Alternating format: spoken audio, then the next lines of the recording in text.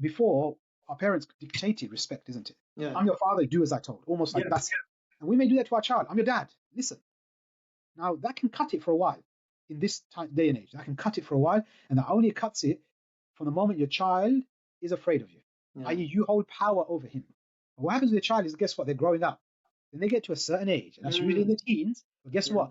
Power dynamics are quite equal now. He can turn around and say, no, what are you going to do? And in many cases, when I've spoken to parents, that child can get physically violent towards you. Yeah? That's what you're seeing now. So then what? Before, maybe in generation past, there was physical chastisement, and you can smack him. You can't smack your child now. What are you going to do? So, if you're looking at it, okay, how am I now going to get my child to actually listen and respect me? That's why you realize that the reality is, respect without connection with your child, it doesn't work anymore. Before generations, it worked. Right now, you need the connection. And that's one of the things I do a lot of in the work that I do, is I relate it back to the Prophet ﷺ. I show the examples that he built connection with children. And because of that connection, the trust is there, the respect is there. I'll give you a beautiful hadith. So, when there's a couple of things that I want to pull you up on. Okay, so one of them was this. Say I'm a new father, for example. I have no idea about raising kids, nor does my people around me. They don't have that level of awareness that we do, and they go through the momentum. They're figuring things out along the way, and all of a sudden that their child grows up to a stage where you have said now it can also turn quite violent if there's no connection.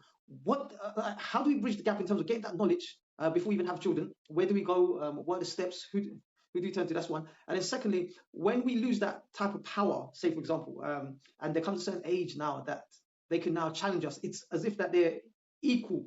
How do we remedy that, bro? Yeah. So in terms of, you're right, in terms of resources out there, what exists, like if you look at work-wise, there is every single job out there in the world that exists. There's some qualifications you need for it, or some experience you need for it. There's some training you can get for it. Even if as a basic you might be on the lowest end of most job spectrum, just say like a cleaner. You don't need a qualification, you don't need experience, but you do have some training. These are chemicals, these are liquids that you can't use, blah blah blah. But the hardest job in the world, everybody knows, is to be a parent, is to raise children. And it's the one job, there is no qualification needed, it just happens physically, naturally. And that's one of the reasons why I focused a lot on setting up Involved Fathers as a resource that I can say, okay, for anybody who's listening out there, if you need help, if you need support, then yes, like organization like myself, I have set up to focus on supporting fathers and his mothers broadly as well, on practical ways of how you raise a child.